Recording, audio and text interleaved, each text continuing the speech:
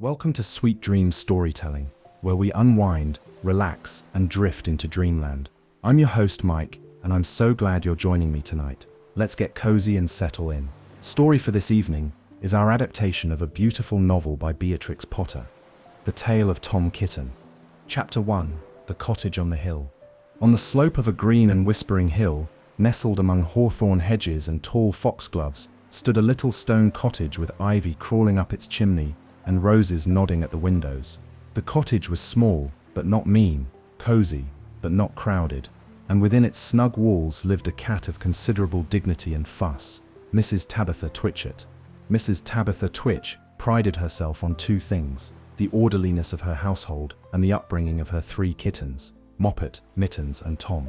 Each morning she would sweep the front step with a birch twig broom, shake out the tea cloths in the fresh breeze, and scold the blackbird who scratched in her herb bed. The neighbors, both feathered and furred, knew her as a cat of fine manners and higher expectations.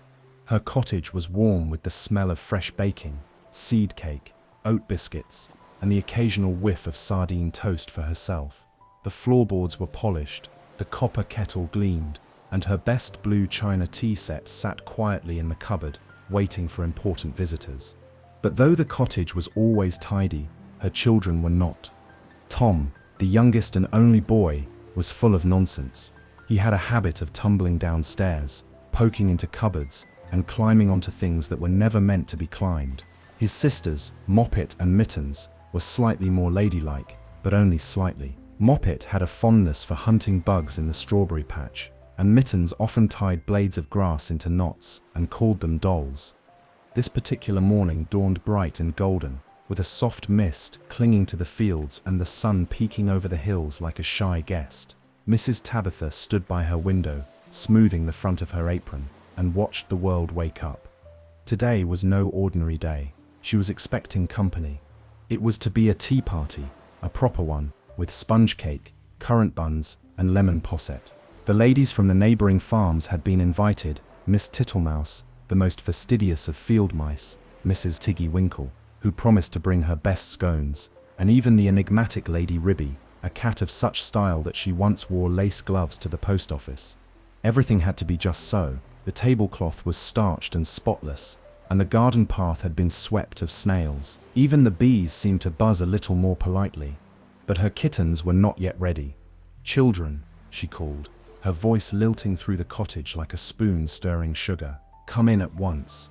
I will not have muddy paws at my tea table." There was a rustling in the hedgerow, a squeal, and then a sudden splash from the direction of the duck pond. Mrs. Tabitha twitched. Moments later, three small figures padded up the path. Their fur was tousled, their paws wet, and Tom had a dandelion crown on his head, which he wore with the air of a prince. "Oh, gracious stars," muttered Mrs. Tabitha. "You look like something dragged through a ditch backwards." She herded them inside like so many sheep, giving Tom a sharp tap on the tail with her paw brush. They filed into the kitchen, dripping slightly and trailing leaves. "I suppose you've forgotten we have guests," she said, wagging a whiskered finger. "But Mama," said Tom, "there was a beetle. It was red and shiny, and it flew right into Moppet Sepp's mouth." "It did not," protested Moppet. "Only halfway," said Mittens gravely. Mrs. Tabitha closed her eyes. "Upstairs, now baths, brushings, and your best clothes. We shall not disgrace ourselves today." As the kittens trooped reluctantly up the stairs, Mrs. Tabitha turned back to her kitchen. She adjusted the clock by 2 minutes, checked the sponge cake, which had not fallen, to her great relief, and sighed. Raising kittens was no easy task. Raising them properly was harder still. But Tabitha Twitch was determined. This tea party would go perfectly. She had planned every detail. Now if only her children would do the same. Chapter 2, Preparations for Tea. Upstairs in the little cottage on the hill, the sound of reluctant kittens echoed down the hallway like a distant squabble of birds. There were scuffles and squeaks, a loud crash that suspiciously resembled a jug being knocked over, and the occasional yelp of "That's my ribbon," followed by a decisive thump. Mrs. Tabitha Twitch, composed as ever, stood at the bottom of the stairs with a small porcelain pitcher of rosewater in one paw and a bristle brush in the other. She took a slow breath, as though bracing herself to face a wild jungle rather than a children's bedroom. "Time to get you cleaned and dressed," she called up, trying to sound sweet, though her tail was flicking in that peculiar way it did when her patience wore thin. "Go hurry, we haven't sat all day." The upstairs room was a jumble of kittens and clothing. Moppet was clambering on the window ledge, trying to tie her sash into a bow using the reflection in the glass. Mittens sat in a corner, attempting to plait her whiskers, and Tom had discovered that if he rubbed his paws along the quilt very fast, he could build up enough static to make his fur stand on end. He looked like a tiny thundercloud with whiskers. "I do not want to get dressed," Tom muttered rebelliously, pulling his ears down to make them look droopy. "Clothes itch." "You look like a hedgehog in a storm," said Mittens, unimpressed. "Mama said we have to look smart and not like vagabonds." "We sit only wear them until tea," added Moppet. "Then we can change back into our garden things." "But what if the buttons pop off again?" Tom asked, tugging at his belly. "They always pop off. That blue waistcoat is cursed." "It is not cursed, you just grow too fast," said Moppet primly. Downstairs, Mrs. Tabitha filled the tin tub with warm lavender-scented water and lined up 3 sponges. She liked order. She liked neatness. She especially liked when kittens didn't fight bath time, though such a thing had not happened since the day they were born. One by one, they came tumbling down the stairs, more from being nudged than from willingness. First Mittens, clean-pawed but sulky, then Moppet, trailing a sock, and last of all, Tom, dragging his tail like a protest banner. Into the tub they went, with much splashing and wriggling. Mrs. Tabitha scrubbed behind ears, between toes and under tails, clucking disapprovingly at each grass stain and burr. When Tom tried to leap out, she caught him mid-air and dunked him straight back in. "There will be no leaping today," she said firmly, squeezing suds from his fur. Once dried with warm towels and powdered with starch, which made Tom sneeze violently, they were bundled into their best clothes. Mittens had a cream muslin frock with lace trim. Moppet wore a pink dress with a little ruffled collar, and Tom, much to his dismay, was squeezed into the infamous blue waistcoat and a stiff white shirt with brass buttons. He stood before the mirror like a prisoner in a fancy uniform. His fur stuck out in awkward directions, and the waistcoat strained around his belly like a sausage casing. "I can breathe," he moaned. "Nonsense," said Mrs. Tabitha, adjusting his collar. "You look respectable." "I look like a pudding," he replied darkly. Outside, the afternoon sun was rising higher, warming the garden and setting the roses to nodding. Bees murmured lazily among the blossoms, and the gate creaked as a breeze passed through. The world was full of softness and adventure. Tom stared longingly out the window. "Now," said Mrs. Tabitha, clasping her paws, "you may go outside, but only as far as the garden. Do not climb, roll, wrestle, dig, or remove any articles of clothing, and most certainly do not visit the duck pond." The kittens nodded solemnly, as all children do when they have no intention of obeying. She watched them for a moment as they trotted out the door, 3 little figures in frills and brass buttons. Her heart swelled with pride, briefly. Then she turned to prepare the tea table, entirely unaware that her well-dressed children were already planning a grand adventure in the radish patch. Chapter 3. Dressing for the occasion. Back inside the cottage, with the kettle just beginning to hum and the teacups lined in military formation upon the sideboard, Mrs. Tabitha Twit took a moment to rest her paws. She had just finished dressing the kittens, a task that, in her mind, deserved at least a ribbon for courage and possibly a small fruitcake. Dressing kittens, as it happens, is rather like dressing 3 very small, very opinionated whirlwinds. Now, she gave the mirror in the hallway a final polish with the corner of her apron. She adjusted her bonnet, just so, and stood back to admire her work. In the garden, the kittens stood blinking in the sunlight, swaddled in their finery like bundles of damp laundry. Mittens was the first to recover. She smoothed the front of her cream muslin frock, adjusted her tiny straw hat, and gave a satisfied little sniff. "I look like a proper lady," she declared.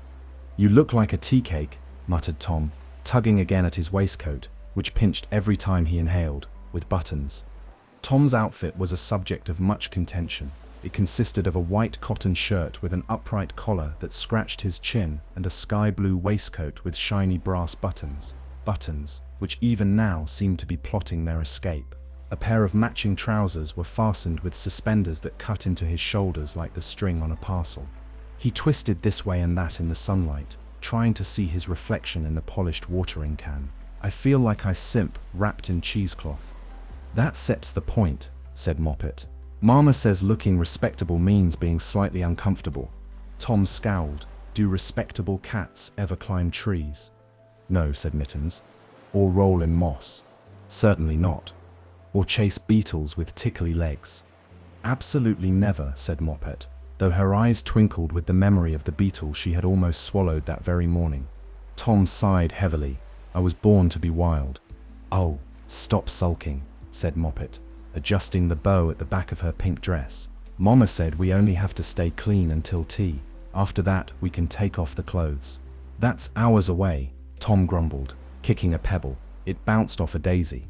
They began walking slowly down the garden path, careful not to disturb their outfits. Every now and then one of them would bend to sniff a flower or swat at a curious gnat, but always with one eye on the cottage window where Mrs. Tabitha might be watching. Inside, Mrs. Tabitha was laying out napkins embroidered with little blue teacups and straightening the sugar bowl for the third time. She gave a quick glance out the window, narrowed her eyes and frowned. Tom was pulling at his suspenders again. Outside, Tom was trying very hard to obey, but the trousers itched behind the knees, and the brass buttons dug into his tummy like walnuts. He tugged gently at the first one, just to see how it was attached. Pop! The button snapped off and landed in the grass. Tom froze. His sisters turned to him in unison, scandalized. "Tom," hissed Mittens, "you still get us all in trouble." "It came off on its own," Tom protested, crouching down to find it. "I didn't mean it." "Better hide it," said Moppet nervously. "Mama will be furious." Tom buried the rogue button under a leaf. She won sit notice. Inside, Mrs. Tabitha adjusted the sugar tongs, still blissfully unaware that Tom's outfit had already begun to betray her. As the kittens walked farther down the garden path, the morning sun warmed their backs and the gentle breeze stirred the grass like a sleeping cat's breath. The garden, usually a playground of delights, now shimmered with a sort of forbidden magic. Everything was the same, and yet it wasn't, because they were dressed for tea, and that meant behaving. And behaving, as Tom well knew, was the hardest game of all. "I think we should go look at the fish pond," he said casually, eyes alight. "We're sat not allowed," said Mittens. "Just look," said Tom. "Not touch, not fall in, just peek." Moppet and Mittens exchanged a look. "Just a peek," they agreed. And with that, the three kittens tiptoed off the garden path and toward adventure, their pressed collars and frilly hems rustling with each step. Back in the parlor, Mrs. Tabitha hummed a little tune and poured tea into a practice cup just to check the strength. Everything was going according to plan. For now, Chapter 4, The Great Escape. It began innocently enough, with a single step off the gravel path. Tom Kitten's paw touched the soft green lawn, and nothing happened. No thunderclap, no scolding voice from the kitchen window, no sudden swoop of maternal disapproval. He glanced over his shoulder. The cottage stood quiet and golden in the sun, its curtains fluttering slightly like dozing eyelids. No movement behind the glass, no flick of an ear from Mrs. Tabitha. He turned back to his sisters. "See," he said. "No one noticed." "That doesn't mean it's allowed," said Mittens, looking doubtful but intrigued. "We said only going to the fish pond," added Moppet quickly, as if saying it aloud would make it true. "Just a peek." And with that small fib, which all three kittens told themselves was only the tiniest bending of the rules, they padded into the deeper part of the garden. The gravel gave way to mossy stepping stones, and the carefully trimmed hedge opened into a world of wilderness, tangled vines, overgrown gooseberry bushes, and the scent of damp earth and growing things. A squirrel darted across their path, its tail a red blur. As Tom tried to chase it, but Moppet caught him by the sleeve. "No running," she hissed. "Your buttons." Tom scowled. The buttons were already a problem. The second one had popped loose when he'd crouched to sniff a bluebell. It was now tucked hastily into his waistcoat pocket, where it clinked faintly when he moved. Still, adventure called, and Tom never could ignore a calling. They wound their way past the strawberry patch, where Moppet paused long enough to snatch a slightly squashed berry and eat it behind her paw, under the old pear tree, and finally to the edge of the pond. The water was still and green, with lily pads floating lazily across the surface like forgotten saucers. A frog blinked at them from a mossy stone, then plopped into the water with a contented blorp. The kittens gazed in silence. It was very peaceful. For about 4 seconds. Then Tom leaned dangerously over the edge. "I see one. A big gold one. Don't set fall in," Mittens warned. "I'm just looking." Tom stretched farther. His brass buttons strained. Pop. Another button flew off, landing with a plip into the pond. A fish darted after it, then changed its mind. "That was the third one," cried Moppet. "Don't set count them," said Tom, sitting down hard on a flat rock. His shirt, now only loosely fastened, flared at the waist like a deflated balloon. He kicked off his shoes. They set pinching. "You're going to get us all into trouble," muttered Mittens, though she'd already pulled off her gloves and was using them to fan herself. "I'd rather be in trouble than strangled by a waistcoat," Tom said, now unfastening the last stubborn button. With a victorious grunt, he yanked the waistcoat off and tossed it over a rhubarb plant. Now in his shirt and trousers, Tom stood tall, breathing freely for the first time that morning. "I feel free," he announced. "You feel bare," corrected Moppet, though she smiled a little. Just then, a breeze caught the collar of his shirt, and with a rip and a flutter, the stitching along the back gave way. The shirt peeled open like a book. Tom looked down. Oh, there was a long pause. "I think we should go back now," said Mittens softly. "Too late," said Tom. "We escaped." They stood in silence watching the lily pads sway. And then, with no further words, the 3 kittens turned from the pond and wandered deeper into the garden, farther than they had ever gone in their good clothes, and farther than Mrs. Tabitha had strictly permitted. Somewhere beyond the raspberry thicket, the ducks were quacking, and the great escape had only just begun. Chapter 5: Garden Frolics. Beyond the pond, past the raspberry thicket and the leaning wheelbarrow full of weeds, the garden grew wilder. This was not the neat part of the garden, the one Mrs. Tabitha weeded and swept and sprayed with rosewater. This was the other part, the one she called out back in a voice that meant "don't go there," which of course made it irresistible. The 3 kittens slipped beneath the dangling fronds of a willow tree, their good clothes now rumpled beyond repair. Tom had lost his waistcoat and shirt entirely. Mittens' sash was tangled in a bramble, Moppet's ruffled collar drooped like a wet napkin, and none of them cared. The ground here was springy with moss and dandelions. Bugs whirred through the air like tiny musical notes. A bumblebee, fat and fuzzy, bumped lazily into Moppet's ear. She squeaked and fell into the grass, giggling. Tom turned a cartwheel, or something vaguely resembling one. His trousers slipped slightly at the waist as he landed sideways, breathless and proud. "I'm free," he cried, throwing his arms in the air. "You're half naked," said Mittens, who was tugging at a blackberry vine wrapped around her ankle. "You stir just jealous," Tom retorted. "Everyone feels better without collars." "Birds don't wear collars," Moppet added helpfully, "or frogs, or ducks." At the word ducks, Tom Sip's ears perked up.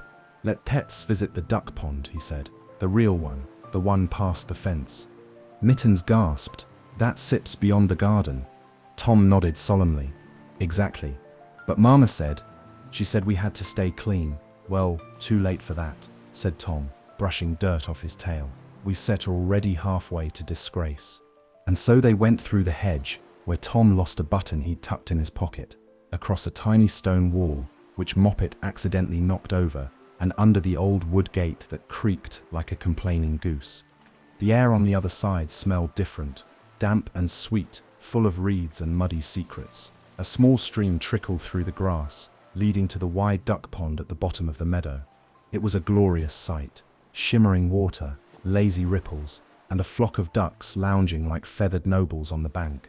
Among them was Jemima Puddle Duck, sitting with her feet neatly folded and her bonnet slightly askew. Tom strode up proudly, paws on hips, trousers sagging slightly. "Hello." The ducks turned their heads in unison. Jemima blinked slowly. "Well," she said after a moment, "you said her a bit underdressed for calling." Tom beamed. "I was overdressed. Now I sip just right." Moppet and Mittens arrived behind him, both pink-cheeked and huffing. "Pardon our brother," Mittens said, attempting a curtsy. "He lost his buttons." "Twice," Moppet added. Jemima gave a long-suffering sigh. "Buttons are very useful for nest lining," she said. "I sept be glad to take any you dunnest want." Tom perked up. "I sips got two in my pocket. Well, one now, maybe." One of the drakes waddled up, eyeing the kitten's set clothes with interest. "Any ribbons? Bits of lace? Socks, perhaps?" "No," said Mittens, hugging her dress. "We aren't stripping," added Moppet, scandalized. "You say that now," muttered Tom, watching a duckling dive with great enthusiasm into the pond. The ducks didn't care what anyone was wearing. They dunked their heads beneath the water, chased one another with muddy splashes, and quacked about the weather in booming voices. Tom looked at them, his eyes full of longing. "I wish I were a duck," he murmured. "You sut make a terrible duck," said Mittens. "You hate water." "I hate baths," corrected Tom. "I like ponds." There was a moment of silence. Then, before either sister could stop him, he charged toward the water, trousers flapping, tail trailing, and leapt. Splash! Water exploded everywhere. Moppet shrieked. Mittens gasped. The ducks quacked in a chorus of outrage. Tom surfaced, soaked and grinning, with duckweed on his head and his last button floating beside him like a tiny lifeboat. "Now I really feel free," he said. And deep in the meadow, well out of earshot, Mrs. Tabitha Twitch placed a pot of cream on the tea tray and smiled. She had no idea what her kittens were up to. Chapter 6. Trouble with the Buttons. By mid-afternoon, the garden had grown quieter. The butterflies had fluttered away toward the orchard. The bees were heavier now, sleepy with nectar. Even Rufus the sheepdog had wandered off to find a patch of shade for his nap. But the kittens were not quite ready to go home. In fact, they had wandered farther than ever past the gooseberry netting, around the overgrown compost heap, and now toward the stone wall at the very end of the garden. This wall, though low enough for even Tom to climb, felt to them like the edge of the world. It was a fine place for daring acts and new adventures. "I'd soul climb first," Tom declared, shaking out his torn shirt with theatrical flair. "Boys first today." "You always go first," grumbled Mittens, wiping blackberry stains from her paw. "Because I've been the bravest," said Tom, placing one muddy paw on the lowest stone, "and because I've been already the most ruined." And that, sadly, was true.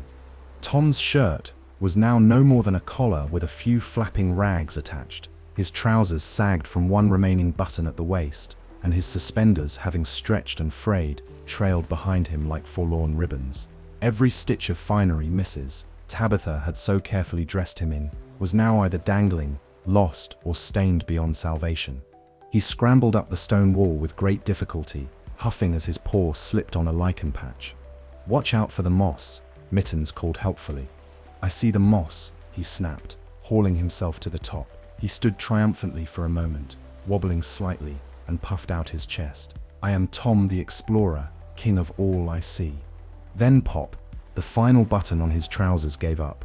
With a sound like a cork from a bottle, it shot into the air, bounced once on the wall, and vanished into the grass below. The trousers sagged once, shivered, and dropped with a soft plop into a clump of dandelions.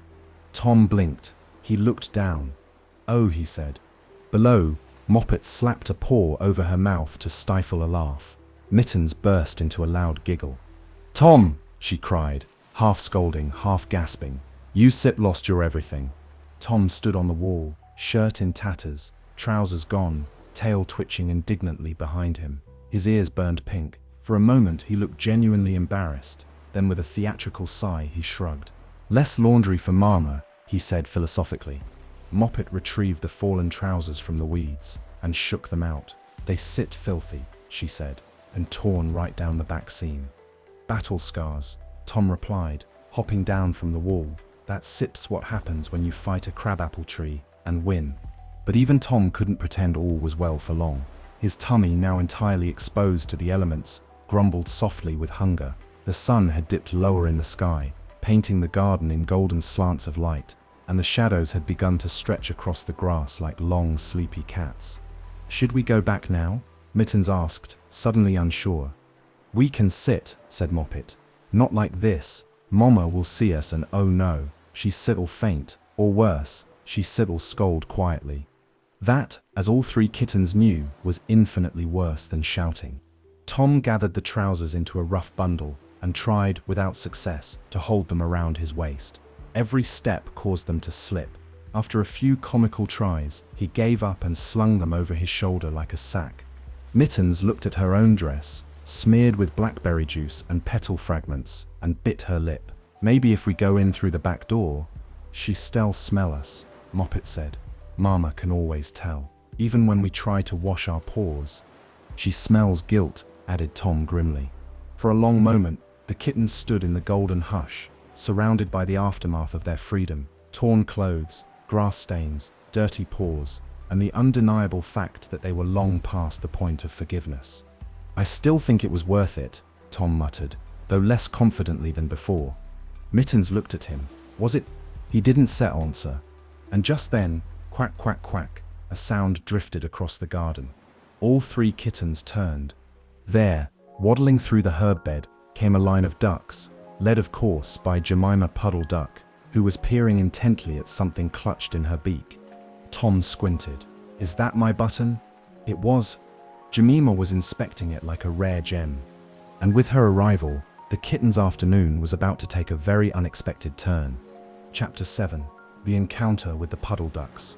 The ducks arrived like a parade, though a rather slow, waddling sort of parade with muddy feet and soft, gossipy voices. At the head was Jemima Puddle Duck, bonnet slightly askew, holding one of Tom's brass buttons delicately in her beak. She looked pleased with herself in that vaguely distracted way she always did, as though she had remembered something terribly important, but couldn't quite recall what it was. Behind her marched three younger ducks, all with bright eyes and fluffed feathers, muttering excitedly among themselves. Tom, trousers bundled under one arm, met them with wary curiosity. His shirt, what was left of it, fluttered in the breeze, and he looked more like a washed-up pirate than a proper kitten. Good afternoon, Jemima said, dropping the button into her wing and eyeing the kittens. Good afternoon, replied Moppet and Mittens in practiced unison. Tom gave a modest bow. It was hard to look dignified when you were half-dressed and barefoot. We found something of yours, Jemima said, holding up the button like a prize. It was in the pond. You stir lucky, it didn't sick. Tom rubbed the back of his neck. Thank you, that one popped off when I was exploring. In your underclothes? Asked one of the younger ducks, blinking. I lost the rest, Tom said quickly. Very stylish, said another duck dryly. Don't sit, tease, scolded Jemima. He sits clearly had a trying day. Poor thing looks like he sits been through a thistle bush. He has, said Moppet helpfully. And climbed the stone wall, added Mittens. Twice, said Tom, puffing out his chest again. Well, Jemima said, carefully tucking the button under her wing, buttons like these are perfect for nest lining. Smooth, shiny, easy to stack. I thought nests were made of twigs and feathers, said Moppet, wrinkling her nose. Oh no, said Jemima with quiet pride. A well-appointed nest has all sorts of things. Bits of wool, cotton, shoelaces, ribbon, string, and buttons are the best of all. Tom frowned. Do ducks steal buttons? Jemima looked mildly scandalized. We collect them. Found items. It seems quite different. The ducklings began poking through the grass around Tom's feet, peering closely at his crumpled trousers. Do you have any more? One asked, tilting her head. Tom looked down at the sad remains of his trousers. I think I lost the last one climbing the hedge. It sits in the carrot bed, said Moppet. I saw it bounce off a toadstool. One of the ducks took off running, waddling briskly, toward the vegetable garden. We really must go, said Mittens nervously, glancing toward the house. Mama will notice we sit gone soon. Jemima tilted her head. Your mother? Yes, said Moppet, with a sigh. She sits very proper. She was hosting a tea party. For actual guests, added Mittens, smoothing the folds of her tattered dress. And not ducks, said Tom, though not unkindly. Jemima sniffed, slightly offended. Esseps had tea with the best of them. Lady Ribby invited me once. I brought corn muffins. Did you keep your shoes on? Asked Tom, smirking. Ducks done set wear shoes. Exactly. Despite the teasing, there was an odd camaraderie beginning to form. Tom, standing in a field in his shredded shirt, and Jemima with a button under her wing and muddy feet, neither quite fit for society, both entirely themselves. The youngest duck came waddling back, triumphant, found another one. She held up the final brass button, dripping with dew and bits of onion skin. Tom accepted it solemnly. "That makes 5, he said. "6, if you count the one in my pocket," said Moppet. "It came off in the hedge and I meant to return it. But then there was a bee." They all nodded. Bees had a way of disrupting things. "Well," Jemima said, straightening her bonnet, "we once keep you. But if you happen to find any more buttons, or ribbons, or lost socks, we know where to look," said Tom, grinning. With a chorus of contented quacks, the ducks waddled off, vanishing into the tall grass like drifting clouds. The button in Jemima's wing glinted once in the sun, then disappeared behind a patch of wild parsley. The kittens stood for a moment in silence. "She sips odd," said Mittens. "I like her," said Tom. "She reminds me of you," Moppet added with a smirk, bossy and unbothered. "Thank you," Tom replied proudly. But as the last duck disappeared from view, Tom's grin faded. The sun was lower now, and the shadows stretched long across the garden. The wind carried the faintest smell of lemon cake and chamomile. Tea was about to be served, and none of them were dressed for it. Chapter 8. Mischief in the Meadow. The ducks had waddled away, the last button was gone, and the meadow, golden and wind-stirred, stretched out before the kittens like a wide green ocean of possibility and danger. Tom stood at the edge of a tall patch of clover, arms crossed, shirt hanging in limp tatters. His trousers, now bundled under one arm like a wounded comrade, had given up entirely. Moppet and Mittens stood beside him, no better off. Moppet's dress was crusted with grass stains and suspicious berry blotches. Mittens' hat was perched sideways like a broken halo. They had the look of small aristocratic children who had escaped finishing school and joined a traveling troupe of wild squirrels. "What do we do now?" Mittens asked. Tom surveyed the meadow with the squint of a general on the eve of a doomed campaign. "We make a plan." "Like what?" asked Moppet, sitting down with a sigh. "We can go back to the house looking like this," said Tom. "Mama will see us and faint, or she go very still and say, not angry, just disappointed. Don't sips," he shuddered. "That sips worse than being locked in the broom cupboard." "Maybe we should hide," said Moppet, "until she sits in a good mood again. Or until we grow new clothes," added Mittens, only half joking. Tom Sip's ears perked up. "Wait, that's Sips it." "What?" "We settle camp." Mittens blinked. "You mean like tramps?" "No," said Tom, offended. "Like explorers, pioneers, adventurers. We still make a shelter, gather supplies, and survive the wilderness." "We're in the meadow behind our garden," Moppet pointed out. Tom waved a paw. "Wilderness enough." So, with the sun lowering and tea time ticking away somewhere behind the distant rose hedges, the kittens set about turning their disgrace into an adventure. They found a fallen branch shaped like a crooked L and dragged it between 2 holly bushes. Mittens collected dry leaves and tried to build a nest, which kept collapsing because she refused to use any that had bugs on them. Moppet found a bent garden trowel stuck in the mud and declared herself the cook. She stirred a mixture of clover flowers, dandelion fluff, and a single very surprised worm into a broken flower pot and called it meadow stew. Tom, naturally, declared himself in charge of everything. "I am the commander," he said, wearing his empty trousers like a cape across his shoulders. "If anyone sees Mama coming, make a bird call." "Like what kind of bird?" asked Moppet. "Any bird that sounds alarmed."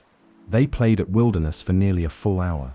They made swords from sticks, crowns from dock leaves, and invented 3 new games: Clover War, Wiggle Hide, and Button Hunt, which Tom kept losing. And for a little while, they forgot about the tea party. They forgot about the rules and the clothes and the looming disappointment of their mother. They were just kittens again, unpolished and unbothered, scampering through the meadow as the sun dipped low and golden behind the hills. But all things must end, even pretend stew and meadow kingdoms. It was Mittens who noticed the change first. The breeze shifted, and with it came the unmistakable scent of something warm and sweet. Cake, lemon cake, to be exact. The kind with icing sugar that melted on your tongue and got stuck in your whiskers. That sips the tea tray, she whispered. Smells like sponge cake, Moppet said. And currant buns, added Tom. They stood together, noses twitching, tails still. The sun had dropped lower now. The sky was streaked with violet and peach. Somewhere in the house they were avoiding, cups were clinking, spoons were stirring, guests were asking where the children were. Tom sat down heavily on a mound of clover.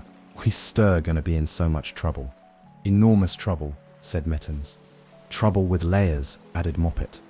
No one moved for a while. Even the insects buzzed more quietly. And then from the garden path beyond the hedges, soft footsteps. Not hurried, not angry, just steady. Tom Sip's eyes widened. Is that? Mama, whispered Mittens, and they all ducked. Too late. Mrs. Tabitha Twitch. Its voice rang out in the most dreadful tone of all. Not sharp, not shouting, but very calm. Thomas, Moppet, Mittens. They didn't answer. I know you sit there. I seen your little tent, and your stew. Still silence. And I can smell you. That part, unfortunately, was true. One by one, the kittens emerged from the clover. Moppet looked like she was trying to disappear behind her whiskers. Mittens managed a curtsy. Tom stepped forward last, proudly holding his trousers like a flag. Mrs. Tabitha stood with her paws folded and a small linen napkin draped over one arm. Her expression was unreadable. Well, she said, after a long pause, I see we are not dressed for tea. Tom cleared his throat. We had a situation with buttons. A tactical failure, added Moppet, eyes downcast. We were pretending to be ducks, Mittens said weakly. Mrs. Tabitha said nothing for a moment. Then she turned on her paw. Come along, she said. You still have to eat in the laundry room. And with that pronouncement, she walked back toward the house. The kittens looked at one another. Well, said Tom at last. Could have been worse. Could have been the cupboard, agreed Mittens. I liked the stew, said Moppet. And together, bedraggled and humbled, they followed their mother home. Chapter 9. A Feathered Bargain. The kittens were marched through the kitchen, past the sitting room, where delicate laughter and the clinking of teaspoons drifted through the door, and straight down to the laundry room, where the air smelled of lavender soap, damp linen, and faint judgment. Mrs. Tabitha Twitch didn't raise her voice. She didn't even look particularly cross. That in itself was terrifying. She merely set out 3 saucers and a plain tin teapot on the edge of the ironing table. No guests, no cake, and certainly no currant buns, she said calmly. You may have warm milk and bread, that is all. Yes, Mama, said all 3 kittens in chorus. Mittens sat quietly, folding her paws in her lap. Moppet tried to pull grass seeds out of her fur without being noticed. Tom, ever the rebel, was still barefoot and had decided to wear his trousers like a shawl. Mrs. Tabitha took one look at him and left the room, muttering something about manners and those dreadful ducks. The kittens sat in silence for a few minutes, sipping milk and watching the bubbles swirl. Tom was the first to speak. Do you think she'll forgive us? In a week or 2, said Mittens, picking crumbs off her plate. Maybe by tomorrow, Moppet added hopefully, if she finds a good book to read. Tom leaned back against the laundry press and let out a sigh. I wish I had something to offer, something to show her, like a peace offering. She doesn't want things, said Mittens. She wants us to behave, said Moppet. Yes, but that sip's impossible, Tom grumbled. At that moment, a small thump sounded at the door, followed by a rustling and the familiar murmur of quacking. Tom crept to the door and opened it a crack. Jemima. The puddle duck Sep's bonneted head peered inside, eyes bright with mischief. Evening, she said. Thought I see it, check on the button situation. Tom smiled, despite himself. You are persistent. I seek them resourceful, Jemima replied. And besides, I brought something to trade. She stepped aside, and the kittens could see a little bundle at her feet, wrapped in old cabbage leaves, tied with twine and very suspicious looking. What is it? Asked Moppet. Fabric scraps, said Jemima. Clean ones. Well, mostly. Some lace, some muslin, even a bit of velvet. Thought you might want to sew something less torn. Tom raised an eyebrow. You want to trade rags for buttons? Not rags, she said, sniffing. Nest materials. Tom considered. What if I gave you all the buttons we can find, but you help us fix our clothes first? Jemima hesitated. I sit not much of a tailor. No, but you have a nest, said Tom, and we need a place to hide while Mama cools down. Mittens and Moppet exchanged glances. Tom, whispered Mittens, are you seriously proposing we live with ducks? Not live, Tom whispered back. Just lay low. Jemima tilted her head. Are kittens house-trained? Yes, Moppet said quickly. Mostly, added Tom. A pause. Very well, Jemima said, picking up her cabbage bundle. Meet me behind the compost heap after dark. Bring the buttons. And with that, she waddled off into the evening light, her feet squelching softly in the grass. Tom turned back to his sisters, triumphant. Well, he said. Mittens sighed. Mama Sep's going to have a fit. Or she'll never notice we're gone, added Moppet. And so it was decided the kittens would escape. Again, but this time not into disgrace, not into trouble, but into negotiation. A bargain had been struck. That night, after the stars came out and Mrs. Tabitha had fallen asleep in her armchair, the kittens slipped out the back door. They carried a handkerchief bundle full of stray buttons, scraps of ribbon, and one lost shoelace. They crept through the dew-damp grass to the compost heap, where Jemima Puddle Duck was waiting beside a hollowed-out hedge and a nest made of every soft thing she'd ever found. She smiled as they arrived. Welcome to your temporary residence, she said, grandly, shoes off at the entrance, no snoring. And just like that, the kittens disappeared into the dark outlaws of etiquette, refugees of respectability, hiding in a duck's nest beneath the stars. Chapter 10. The search begins. The next morning broke gently over Hilltop Farm, with mist curling low over the fields and the soft sound of birds singing in the apple trees. Dew hung like tiny pearls from the hedges, and the first rays of sunlight spilled through the kitchen window onto a now cold pot of tea, still sitting untouched on the parlor table. Mrs. Tabitha Twitch stood in her dressing gown at the back door, holding a mug of lukewarm milk in one paw and her shawl wrapped tightly around her shoulders. She was staring out across the garden, eyes narrowed. Something wasn't set right. At first she'd assumed the kittens were simply sulking. It wouldn't have been the first time. Children had a dramatic flair for pouting when denied lemon sponge. But now it was past breakfast, the milk was still untouched, and their little beds hadn't been slept in. That was not sulking, that was missing. She clutched her mug tighter. They wouldn't stet. A breeze rustled the ivy by the window, and a single kitten-sized footprint, muddy and unmistakable, stood stamped in the garden path just beyond the laundry room. Mrs. Tabitha hissed under her breath. Oh, they would. She began in the usual places. Behind the pantry door, where Tom once tried to hide inside a flour barrel, under the sewing table, where Moppet once fell asleep, tangled in measuring tape, beneath the sitting room sofa, where all manner of things were found, including 2 marbles, a broken thimble, and a shriveled apple pip, but no kittens. She checked the broom cupboard, the boot shelf, and even behind the grandfather clock. She knocked on the lid of the toy chest and opened the lid of the bread bin. Nothing. She went outside. The garden gate was unlatched. Of course, she muttered.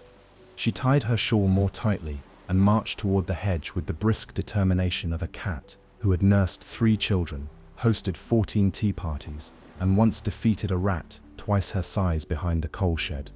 By the time she reached the duck pond, her fur was fluffed with alarm and her eyes sharp as thistle burrs. Thomas, she called. Moppet, Mittens. Only a frog answered, croaking unhelpfully before disappearing into the water. A wet sock floated by. It was Tom's. She recognized the patch she had sewn at the toe. She picked it up with 2 fingers, as though it were evidence in a crime. Oh dear, she murmured. The ducks, of course, were no help. When she approached Jemima Puddle Duck, who was sunning herself with a suspiciously large pile of fabric at her side, the duck simply blinked innocently and offered a polite quack. Have you seen my kittens? Mrs. Tabitha asked sharply. Jemima tilted her head. Can Set say that I have? Which ones? My only ones, Tabitha snapped. I've seen some very disheveled children wandering about, said Jemima thoughtfully. One wore trousers like a scarf. Tom. I assumed he was reinventing fashion, Jemima added. Mrs. Tabitha rubbed her temples. Did they say where they were going? They muttered something about hiding. or gliding, possibly sliding. I sit not sure. They were speaking through a pile of leaves. I will find them, said Tabitha, more to herself than to Jemima, and when I do, there will be consequences. She turned on her heel and marched back toward the orchard, ears twitching. Jemima watched her go, then slowly looked down at the hedge. Just beneath her tail, tucked deep in the shadowy bramble behind the compost heap, came a muffled sneeze. She quacked softly and shuffled backward to block the view. "Bless you," she whispered, to no one in particular. Meanwhile, in the secret nest beneath the hedge, Tom was wiping his nose on a leaf. "Do you think she suspects anything?" he asked nervously. "She suspects everything," Mittens whispered. Moppet peeked between two twigs and watched their mother disappear behind a pear tree. "We sat doomed," she said, matter-of-factly. "She sat's going to sniff us out." "Not if we stay still and don't make a sound," Tom whispered. "You just sneezed," Mittens reminded him. "Nature is unfair," Tom muttered. The kittens huddled together in their duck feather nest. They were warm and mostly dry, wrapped in bits of muslin and velvet Jemima had traded from her mysterious collection. They had no cake, no toys, and no idea what time it was. But for the moment, they were not scolded, and that felt like a small victory. A breeze drifted over the meadow. Far off, a teacup shattered. Mrs. Tabitha was still searching, and the kittens were still hidden. For now. Chapter 11. Into the orchard.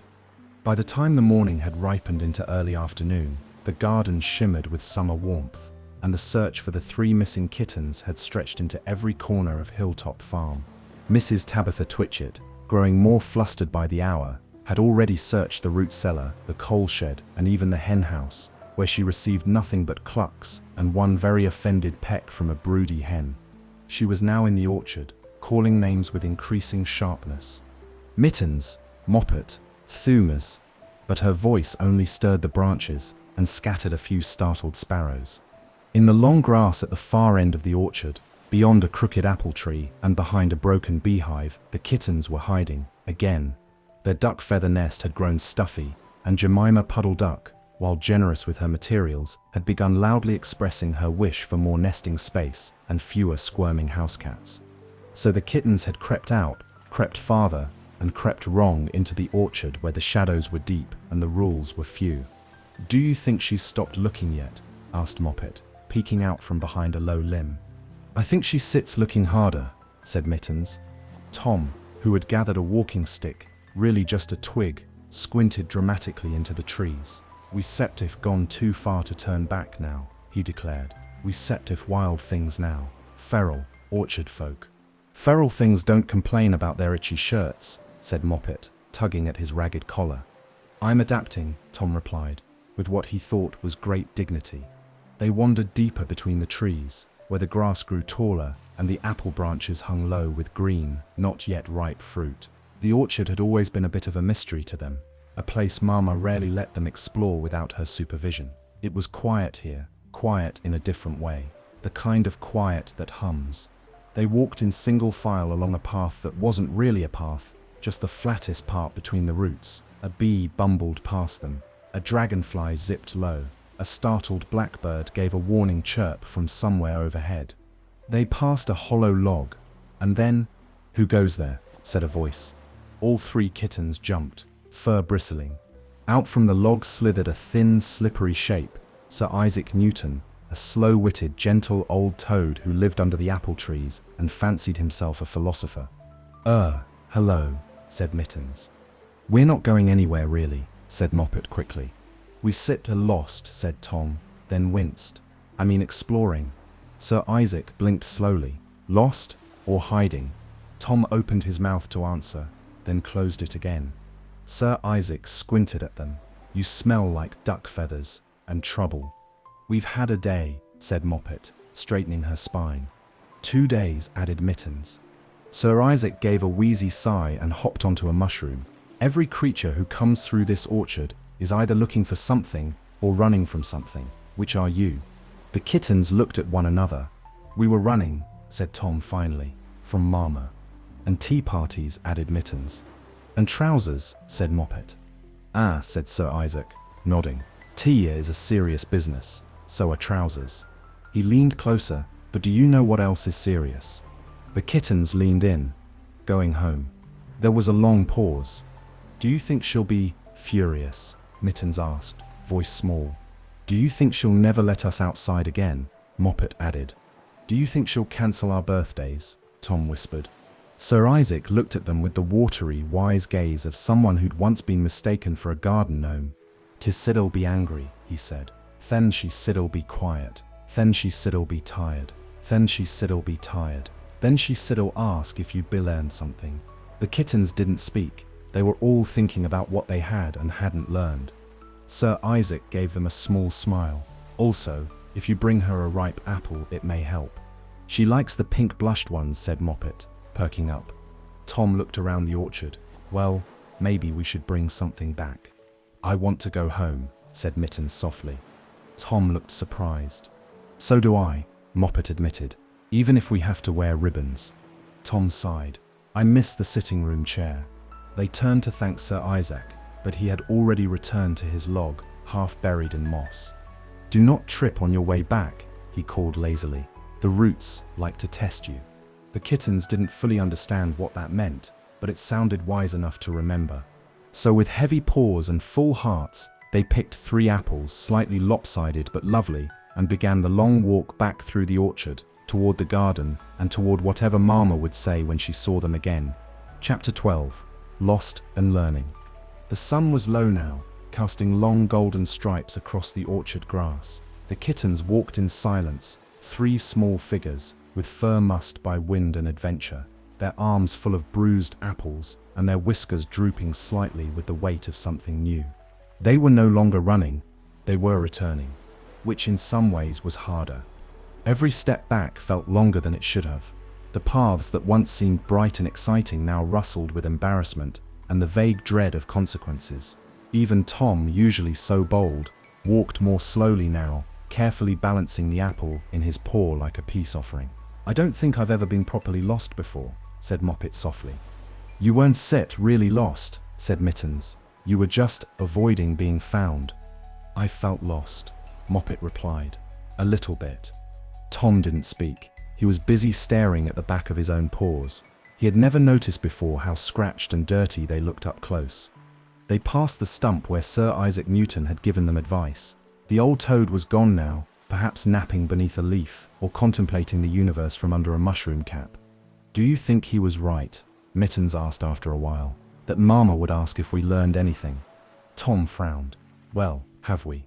No one answered for a long moment. Then Moppet said, "I learned that buttons don't sit like climbing trees." "And that ducks will always accept a trade," Mittens added.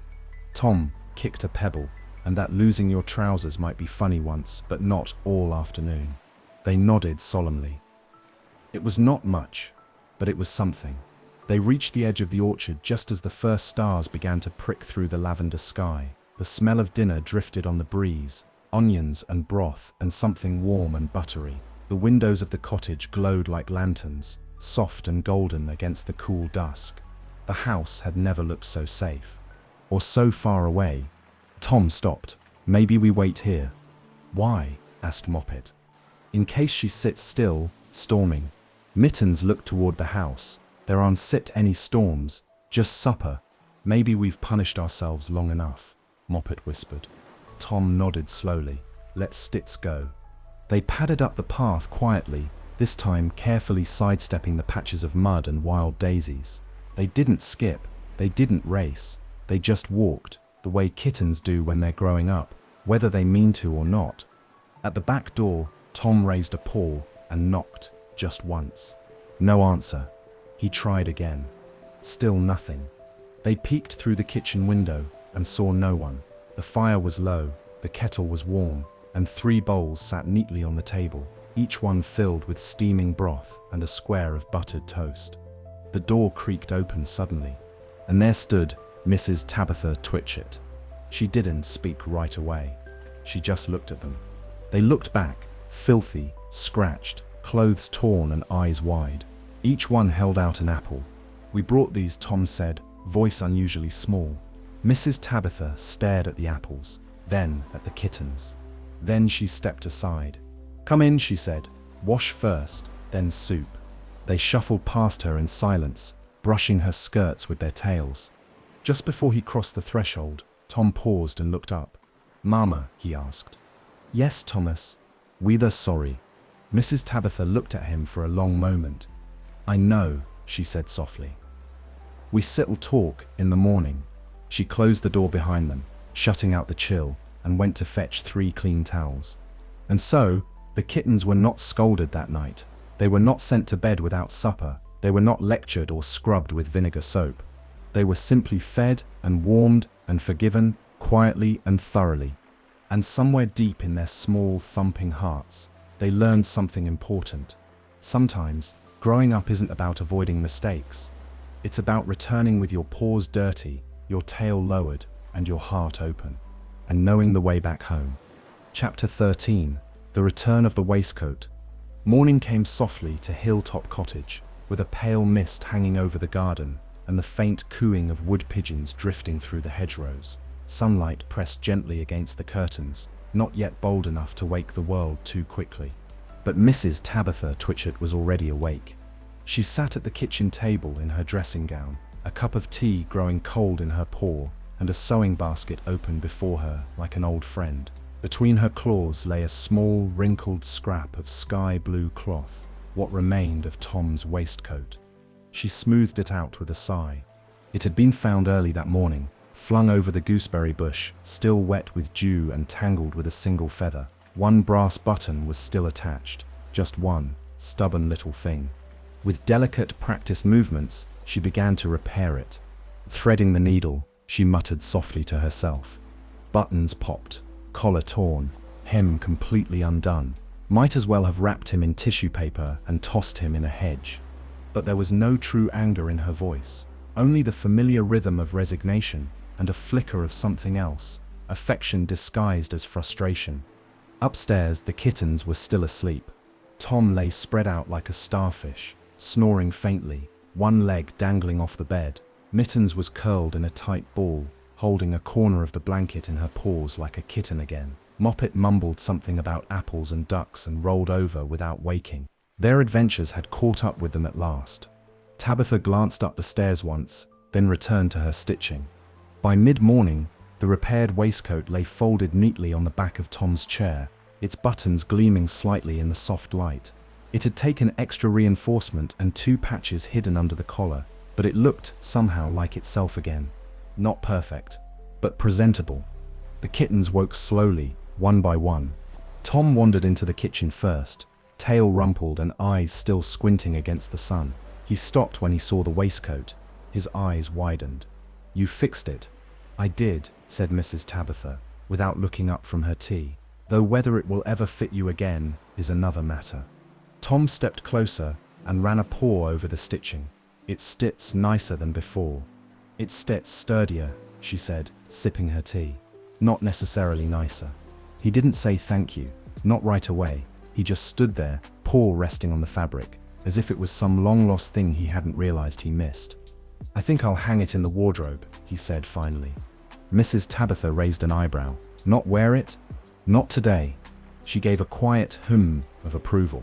Moppet and Mittens entered soon after, already bickering about who got the first slice of toast, but they stopped short at the sight of the waistcoat too. "Did you save it from the garden?" Moppet asked. "I saved what was left," Mrs. Tabitha replied, standing and brushing off crumbs. "And I intend to save your dresses as well.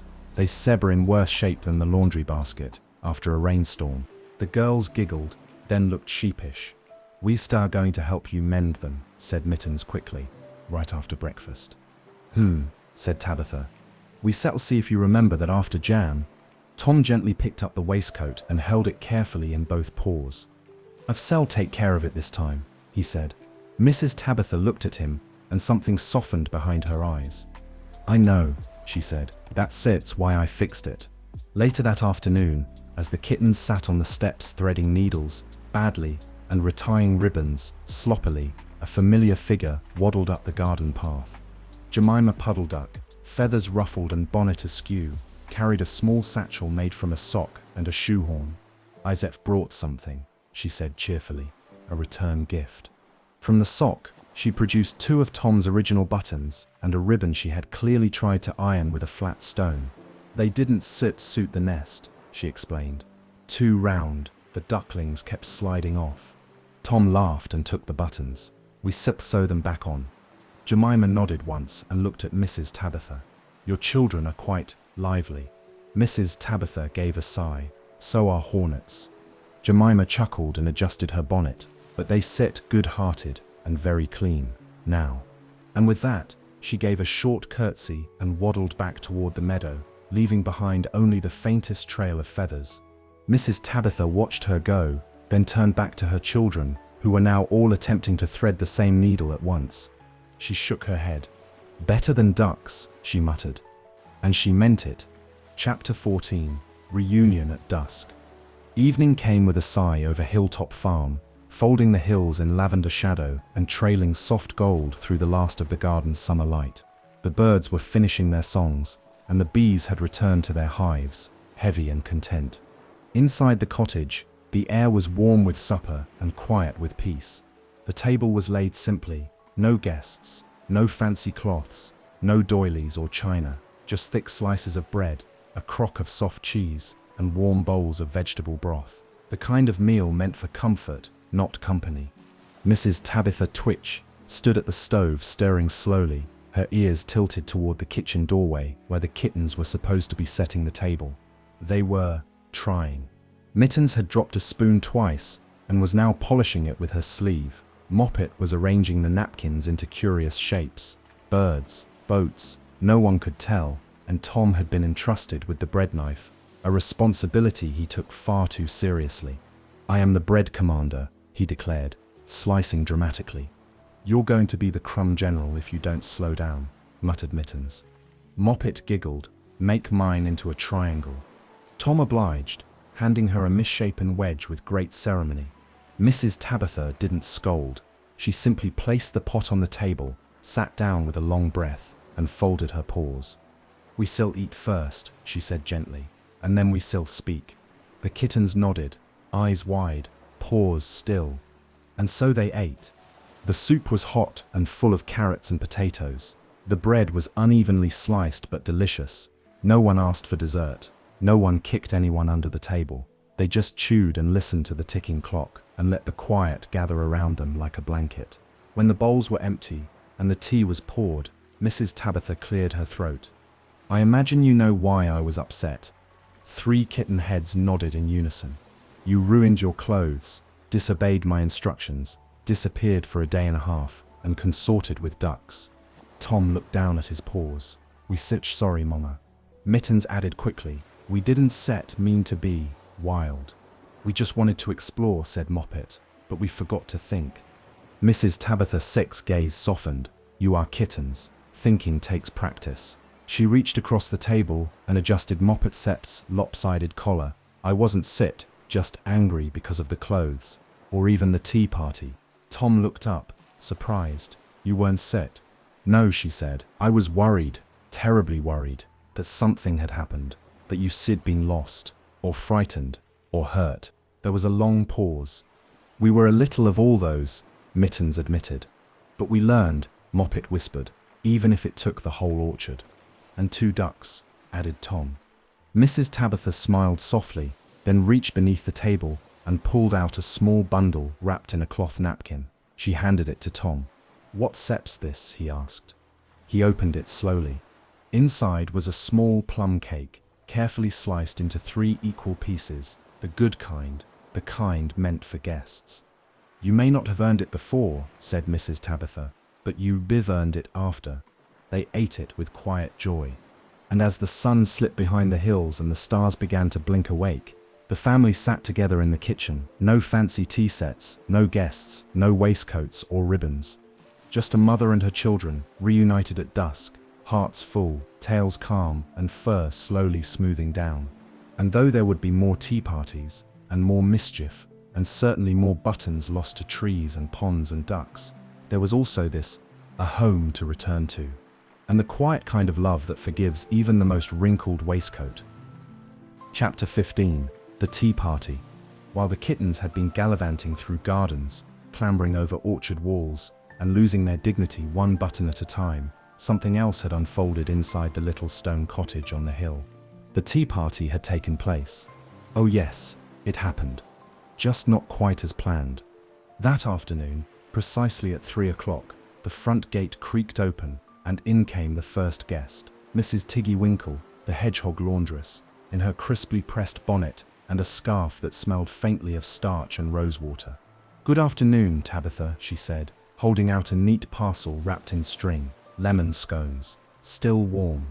Following behind her, balancing a wicker basket and looking far more dramatic than necessary, came Miss Tittlemouse, wearing a lace collar that made her whiskers twitch. "I nearly didn't set come," she whispered as she tiptoed in. Mrs. Tabitha twitched her tail once, but nodded graciously. And lastly, at a most fashionable 10 minutes late, Lady Ribby arrived in a silk shawl, gliding like a schooner across the threshold. She kissed the air twice beside Mrs. Tabitha's cheek. "I do hope the kittens are well," she said. "We Sip all heard such stories." Mrs. Tabitha straightened her back, gave a smooth, practiced smile, and said, "They sit or in bed." A pause. "With the measles." 3 gasps. Mrs. Tiggy Winkle dropped a sugar spoon. Miss Tittlemouse flinched so hard her collar flipped. Lady Ribby pressed a paw to her heart. "Oh dear," said Tiggy Winkle.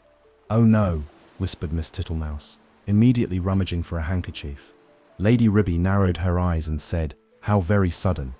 Mrs. Tabitha nodded solemnly, adjusting the teapot. "Just this morning, terrible rash, spots the size of peppercorns. Tom was nearly pink. I couldn't possibly let them be seen." There was a moment of uncomfortable silence, broken only by the clink of cups and the polite rustle of scones being passed around. "Well," said Lady Ribby, sipping her tea, "it's a shame. I brought them peppermint comfits." "I shall feed them to the ducks," said Tabitha, a bit too quickly. Miss Tittlemouse gasped again. The tea itself went smoothly, on the surface. The sponge cake was slightly sunken, but Lady Ribby pretended not to notice. The lemon posset was too tart, but Mrs. Tiggy Winkle took 2 servings anyway. Miss Tittlemouse refused to touch the marmalade, insisting it was too bold for delicate digestion. But no one spoke of the kittens, at least, not directly. "Oh," said Lady Ribby at one point, "I do hope the measles ones affect their fur. It would be such a shame, such a thick kitten, that Tom, so noticeable." "His stripes will survive," said Mrs. Tabitha. "I heard," whispered Miss Tittlemouse, leaning in conspiratorially, "that they were seen climbing the stone wall yesterday." "Unlikely," said Tabitha smoothly. "They had fevers by then, and were quite confined." Mrs. Tiggy Winkle, who'd done their laundry many times, wisely said nothing, and spread more clotted cream. As the afternoon drifted by, the teapot was refilled twice. Crumbs littered the linen cloth. Outside, the ducks quacked in the distance. And still, the kittens did not appear. At last, the ladies rose to leave. "Well," said Miss Tittlemouse, gathering her handbag, "do give them our regards. At a safe distance, of course." "Yes," said Lady Ribby, straightening her shawl. "And if you ever need a governess, I know someone with experience in difficult children." Mrs. Tabitha smiled sweetly and escorted them to the door.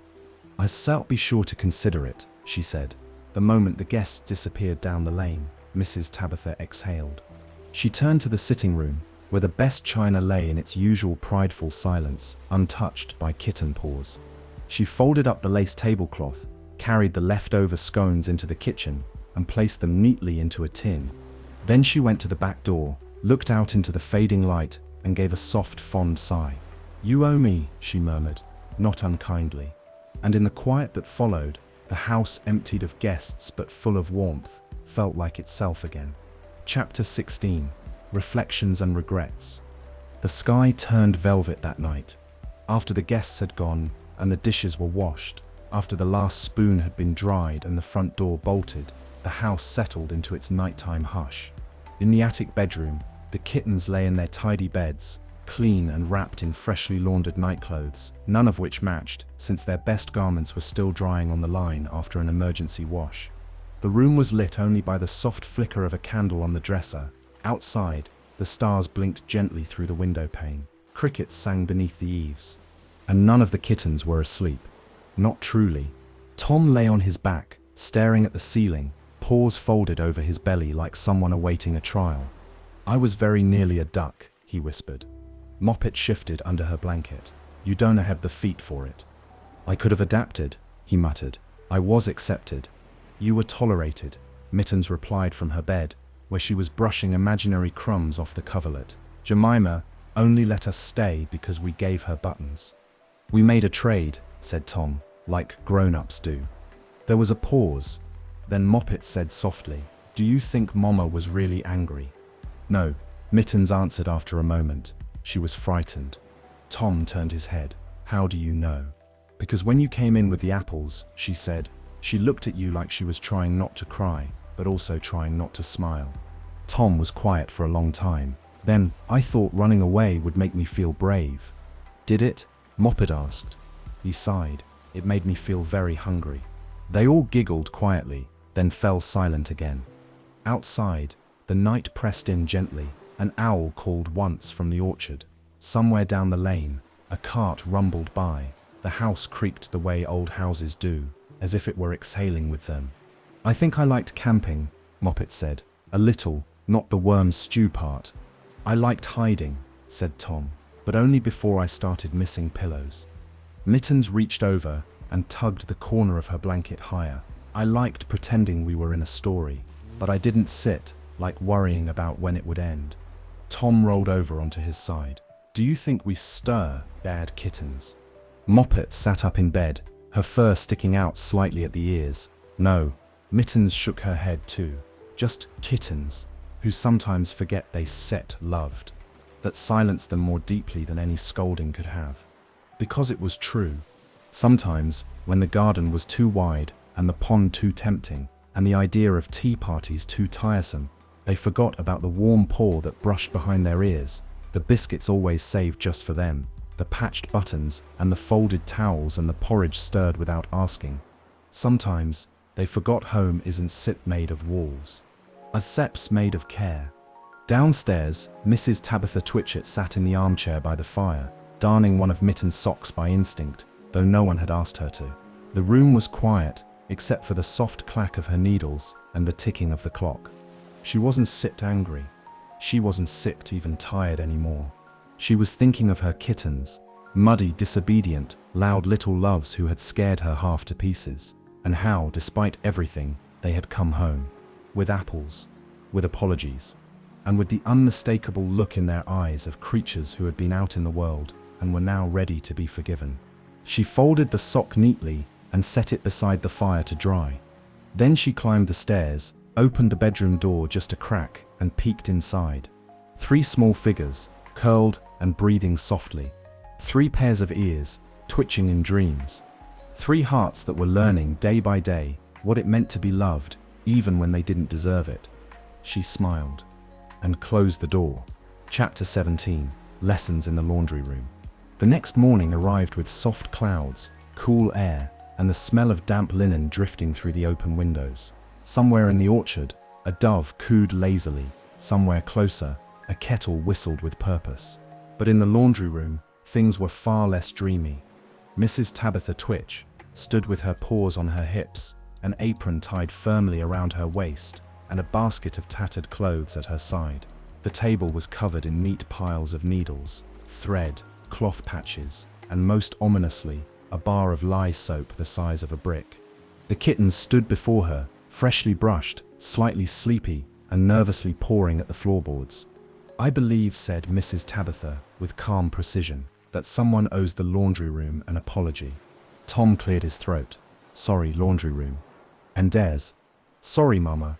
Mittens and Moppet chimed in softly. Sorry, Mama. Very well, she said, picking up a sock with a hole the size of a buttered scone. Then today, you will help me wash, mend, fold, and learn. Because while you may not always behave like proper kittens, you will learn what it takes to clean up after yourselves. Tom glanced sideways at his sisters. Is this punishment? It's a lesson, said Mrs. Tabitha, rolling up her sleeves. And lessons are the kindest punishments. First came the sorting. There were piles for whites, colors, and hopeless cases. Tom proudly held up a shredded trouser leg with a grass stain, shaped like a duck's footprint. That one, said Mrs. Tabitha, goes in its own pile, for study. Then came the washing. The wash basin was already full of warm soapy water, with steam fogging up the window. Moppet was assigned sock duty. Mittens got the handkerchiefs. Tom was put in charge of agitating the larger garments, which he took to mean splashing around like a frog until he was firmly reminded that the soap was not a toy.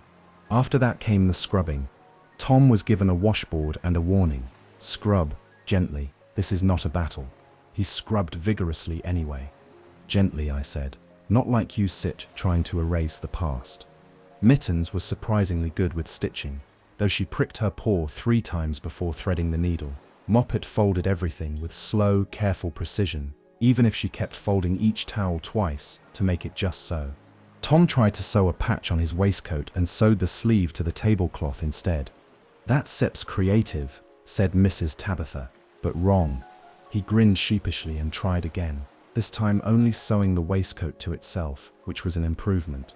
Around midday, they took a break for tea and oatcakes in the back garden. Their paws were wrinkled from soap, their whiskers flecked with thread, and their expressions surprisingly content. I didn't know folding things could feel so finished, said Moppet. I like the smell of warm linen, added Mittens, sniffing her apron. Tom held up his newly patched trousers, slightly crooked, but clean and wearable.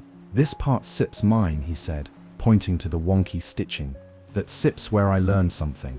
Mrs. Tabitha, sitting under the pear tree with a small mending basket in her lap, gave a quiet nod. That Sip's all I ever wanted.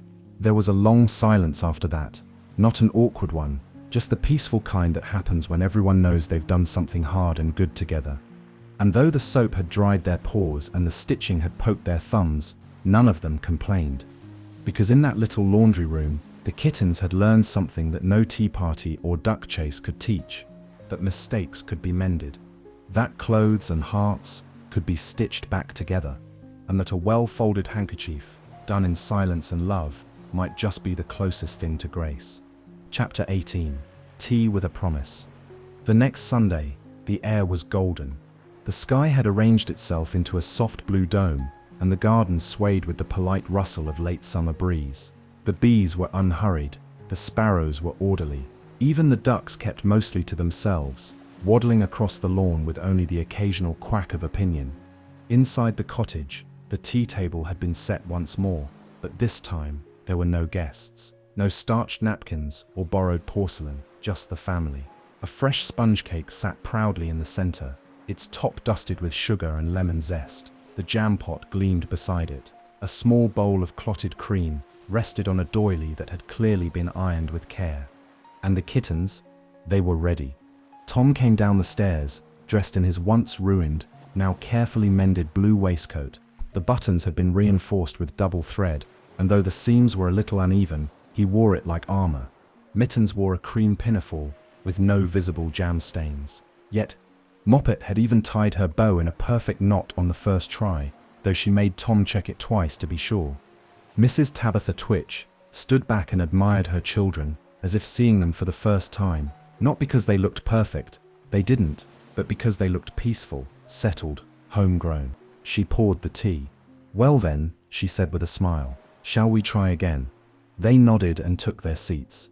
There were no accidents, no buttons popped, no one climbed a windowsill or fed their crumpet to the cat. Well, another cat. The neighbor's orange tabby had developed a liking for Moppet, and she slipped him a crust under the table, but it was discreet.